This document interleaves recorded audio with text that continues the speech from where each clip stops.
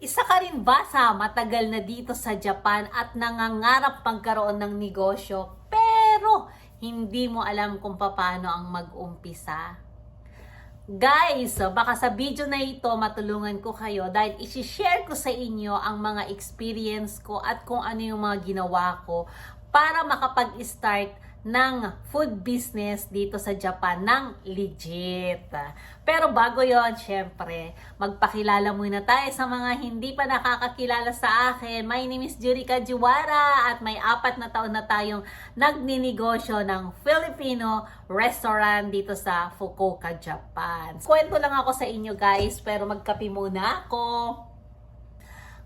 Ang sarap. Alam nyo ba guys, hindi nyo na itatanong, 20 years humahigit na po ako nagtatrabaho sa isang restaurant at magmula nung dumating din ako dito sa Japan, lahat halos ng pinagtrabahuan ko is food business talaga. Izakaya, sa mga Japanese restaurant, and Joyful Restaurant po yung pinakamatagal kong pinagtrabahuan. Kaya naman, ang nasa isip ko talaga, magkaroon ng negosyo balang araw. Pero hindi ko alam na kasagsagan ng pandemic kami makakapag-open ng negosyo namin ng asawa ko. Kasi nung boyfriend, girlfriend pa lang kami, talagang isa sa plano namin yan ang magkaroon kami ng negosyo. Mabalik lang ako. Alam nyo ba guys kung ano yung unang gusto kong gawin noon?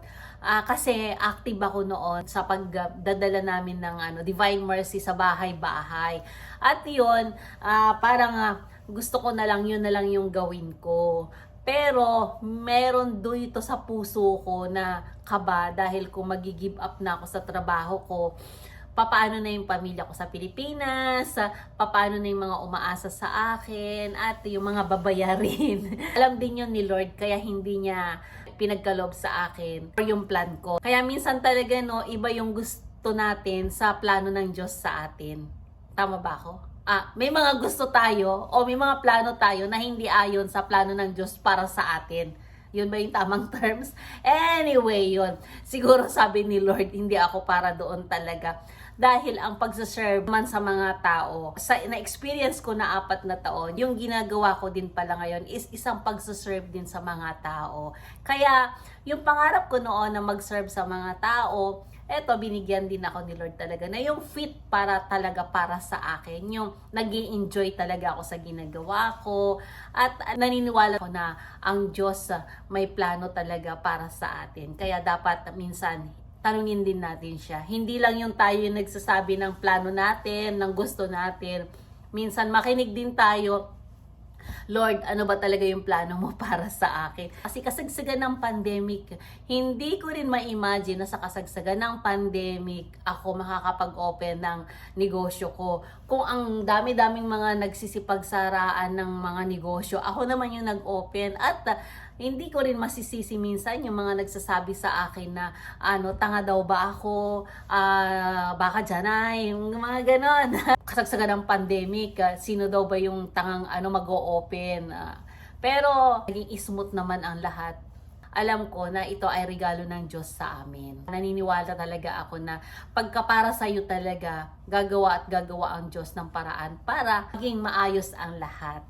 And alam nyo guys, nung nag-confirm na gusto ko ng magnegosyo, maalala ko lang, kasi wala akong experience. Meron man ako yung mga racket-racket, yung pagbebenta-benta, and maliit pa lang naman talaga ako. Mahilig na ako magbenta-benta. May mga experience na ako dyan. So, kung napanood niyo yung vlog ko, elementary pa lang ako, Roma-racket na ako talaga.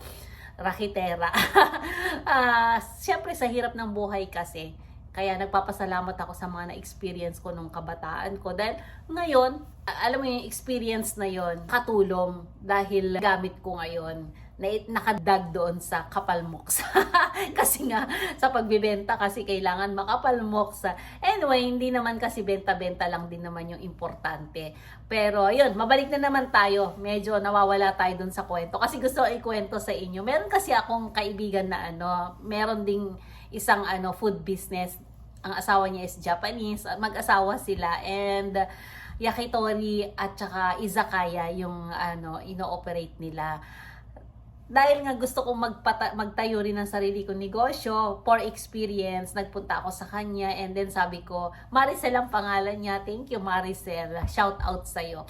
Sabi ko, Sel, okay lang ba na trabaho ko dito? Pero wag niyo akong bayaran. Gusto ko lang ma-experience kasi gusto ko magpatayo ng negosyo ko din na food business. Hindi ko alam kung hindi ko pa kasi alam, hindi rin sumagi sa isip ko na Filipino food yung aking ininegosyo.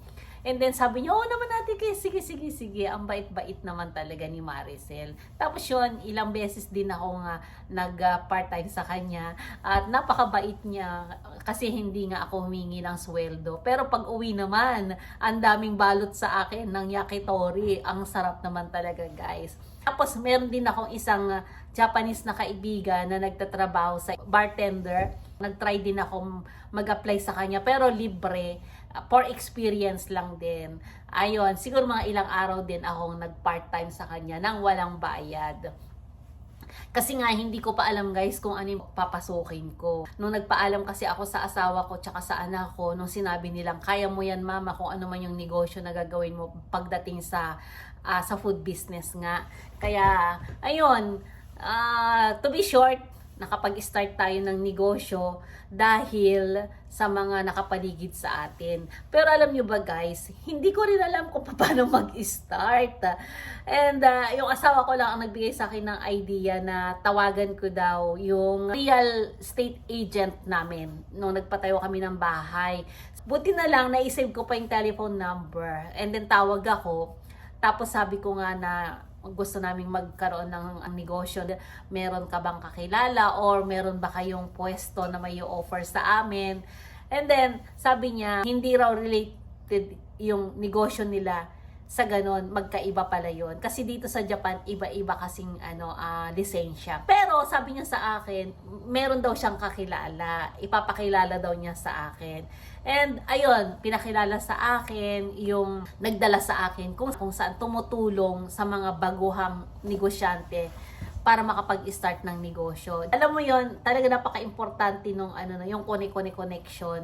Kaya nagka-connect lang hanggang sa natagpuan ko yung mentor ko until now, consultant at sila na rin in everything, yung talagang pinagkakatiwalaan ko.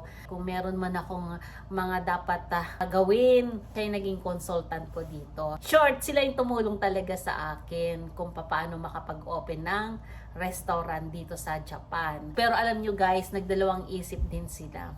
Kasi nga, ang kwento sa akin, parang nadama sarita din sila sa ibang lahi. Hindi man Pilipino pero ibang lahi. Kaya nung dumating ako, pinakilala ako sa kanila, parang yung owner ng kumpanya, nagdalawang isip siya kung tutulungan ba ako o hindi. Kasi baka daw matulad na naman yung dating foreigner na nanloko sa kanila. Pero nung nakausap ko daw sila, nakuha ko yung loob nila. So to be short, ramdaman daw ni Satcho na sincere talaga ako. Talagang gusto ko magkaroon ng negosyo. Pinulong niya yung kanyang mga staff at sinabi raw niya, Chikara Awasero, ibigay daw nila yung support nila para makarap ko is matupad yung magkaroon nga ng pwesto at magkaroon negosyo. Napaka-bless ko dahil hindi ko man makakakilala sila pero sila yung binigay sa akin ng Diyos para maging kasama ko para makapag-open ng negosyo. Tapos yung hindi ko makalimutan, yung pinagsulat ako kung ano yung pangarap ko. Binigyan ako ng papel, tapos sulat ko daw doon yung pangarap ko at kung paano ko nakikita yung sarili ko after 1 year, after 3 years, after 5 years, and after 10 years. Tapos sinulat ko guys, and then after that, sabi sa akin, iuwi ko daw yung sinulat ko at idikit ko sa kung saan lagi kong nakikita para lagi kong naaalala yung pangarap ko. Ang galing, di ba guys? Ginawa ko yun. Ginawa namin ng asawa ko yon. At isang malaking tulong yon sa amin, nakapag-focus kami. At sa pag-uumpisa ng pagninegosyo, naniniwala ako na kailangang mag-umpisa tayo sa pangarap. Dahil naniniwala ako na ang bawat pangarap natin ay siya ang magdadala sa atin kung saan natin gustong pumunta.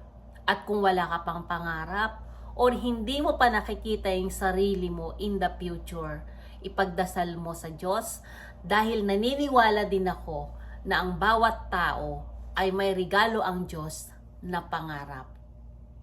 Dahil ang kalaban natin, kung hindi natin alam kung ano ang pangarap natin, para lang tayong lumulutang dito sa ibabaw ng mundo ng walang direksyon. Salamat sa inyong panunood sa aking video. Sana panoorin nyo pa yung mga susunod kong video at paki-like and share na rin po ang video na ito para mas marami pa po tayong ma-inspired na mga kapwa nating gustong magkaroon ng sariling negosyo dito sa Japan.